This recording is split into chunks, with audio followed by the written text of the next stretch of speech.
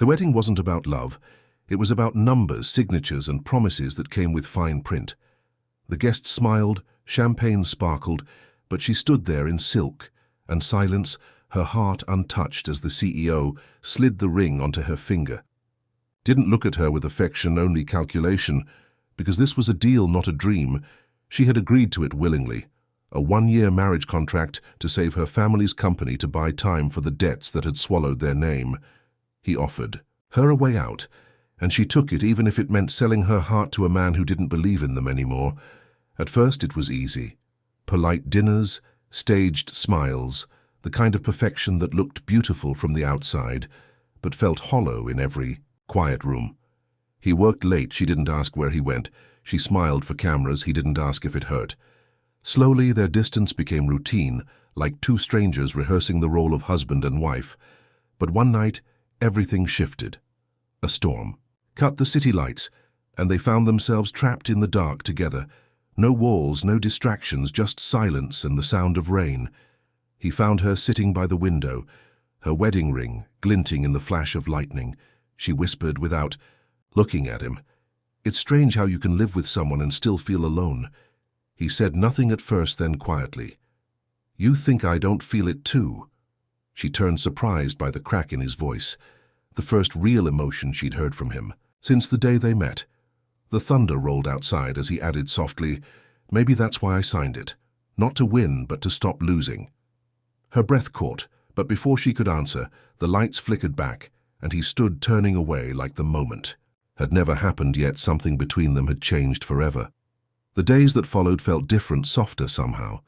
The same mansion that once echoed with emptiness now carried the quiet sound of her humming in the mornings, the smell of coffee she made before he left for work, and the faint warmth that lingered long after she'd gone to bed.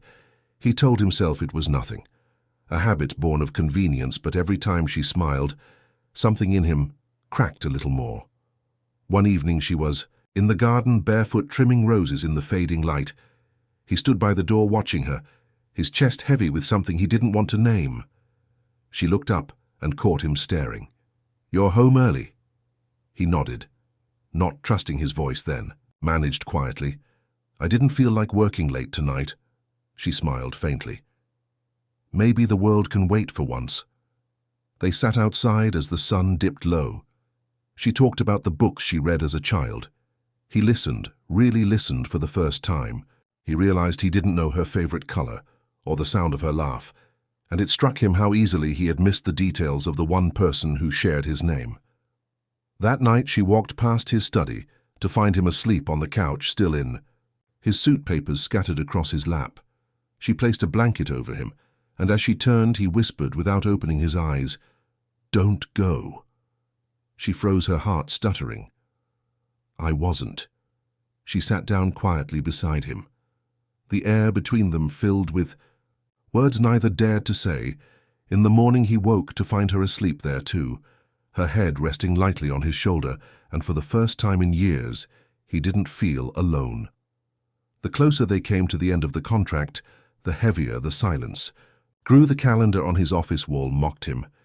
Each crossed-off day a reminder that what had started as a business deal was now the only thing that felt real. She still smiled, the same soft way, still made his coffee, still left lights on for him at night, but there was a quiet distance in her eyes now, like she was already learning how to say goodbye. He came home late one evening to find her packing books into a small box, her ring still on her finger, but her heart clearly somewhere else. He froze at the doorway, his voice low. "What are you doing?" She didn't look up. "Just getting ready for when the papers are signed. It'll be easier this way." He walked closer, his chest tight. "That's not what I want." She laughed softly without humor. "That's not what we agreed to, remember. It was 1 year clean ending, no feelings, no mess," he whispered. "Maybe that's what you wanted at first, but that's not what happened. Not for me." Her hand stopped moving. She turned slowly, her eyes shining with tears. "You can't say things like that when it's almost over." He stepped closer, unable to stop himself. "I didn't mean for this to happen. I didn't plan it. But somewhere between pretending and breathing, I fell in love with you." The words hung in the air, trembling and raw. She shook her head, voice breaking. "Don't do this, please, not now," he whispered. "I have to before I lose my chance."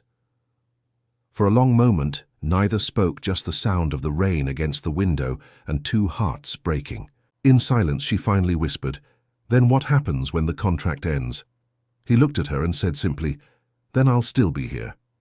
ChatGPT said the last day came like a slow goodbye. No arguments, no promises, just the ache of things left unsaid. She signed the papers with a trembling hand, her eyes fixed on the ink instead of him. He stood across the room, silent, his chest hollow as the lawyer gathered the documents and left without a word.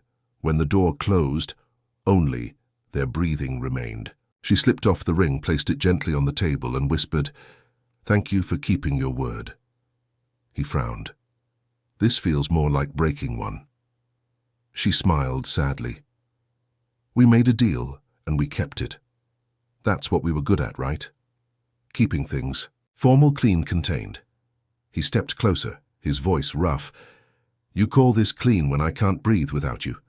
Her eyes filled, but she turned away, clutching her bag.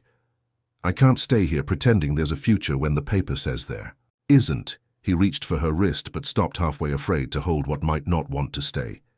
She looked back once, just long enough for him to memorize her face, then walked out into the rain. Weeks passed. The house went quiet, the garden overgrown, the coffee machine untouched. He buried himself in work, trying to forget the sound of her voice, the warmth of her laughter, the feeling of home he never knew he wanted until it was gone. Then one night, he found an envelope slipped under his door. No name, no address, just his own handwriting on the front from the day they married.